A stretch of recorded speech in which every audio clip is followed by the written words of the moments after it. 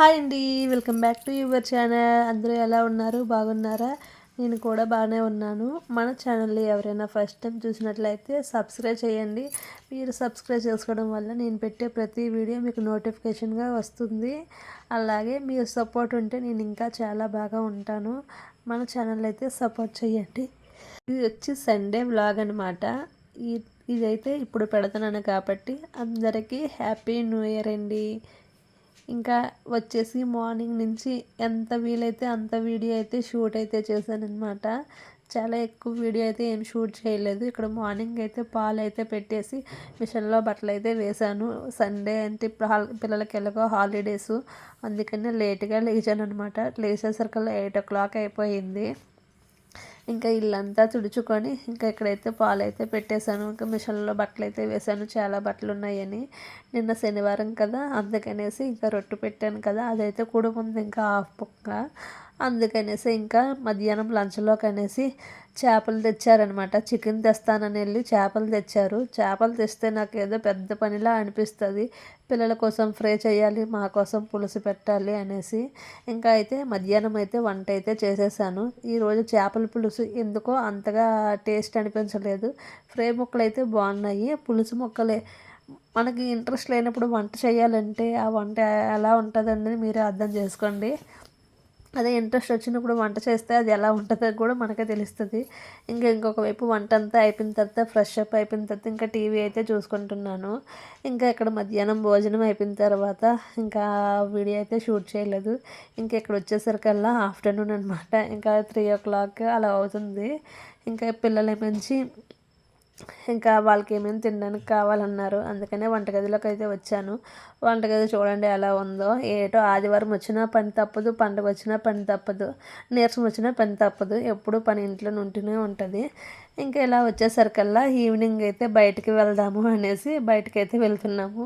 పిల్లలు తీసుకొని పార్క్కి అయితే వెళ్ళాము. ఈ ఇయర్వి లాస్ట్ 2 days లీవ్ అయితే ఉన్నది. ఆ 2 days లీవ్ అయితే పెట్టేసుకొని ఇంటి దగ్గరే ఉన్నామన్నమాట. సండే మండే అనమాట.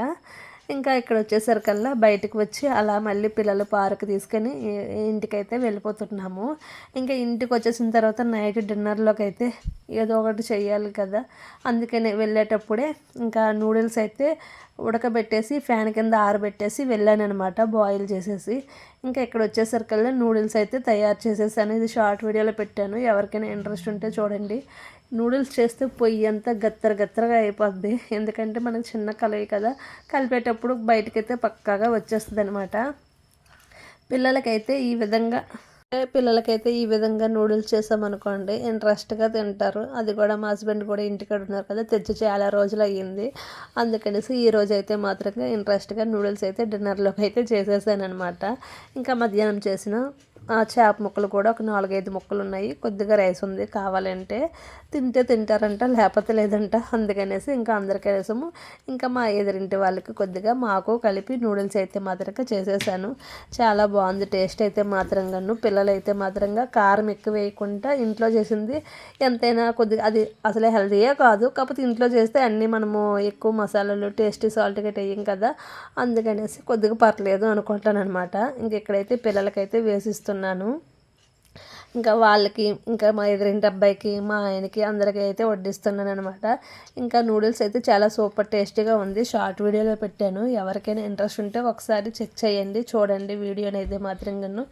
ఇంక ఇక్కడ డిన్నర్ అంతా కంప్లీట్ అయిపోయిన తర్వాత ఇంకా లైట్లు ఆపేసి వంటగది అయితే మాత్రంగా క్లీన్ అయితే చేసేసుకున్నాను. మరుసటి రోజు మండే కదా, మండే అంటే సండే నైట్ అయితే మా ఇంట్లో మొత్తం క్లీన్ అయితే చేయాలి, అది రూల్ అనమాట.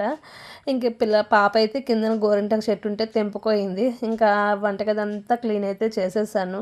ఆవిరి పెట్టుకుందామనేసి నీళ్ళైతే పొయ్యి మీద పెట్టానమాట. ఇంకా నీళ్ళు మరిగిన తర్వాత కొద్దిగా ఒక క్యాప్సికం వేసి ఇంకా ఆవిరైతే పడతానమాట. అదే అనమాట ఈ చిన్న సండే వ్లాగ్ అనమాట. మన వ్లాగ్ మీకు నచ్చినట్లయితే మన ఛానల్ని సబ్స్క్రైబ్ చేయండి. అలాగే మీరు సపోర్ట్ చేస్తారని మనస్ఫూర్తిగా కోరుకుంటున్నాను. బాయ్ అండి. మరొక మంచి వీడియోతో మళ్ళీ కలుద్దాం. Thank you for watching. వీడియోని లైక్ చేయడం మర్చిపోకండి. బాయ్ అండి.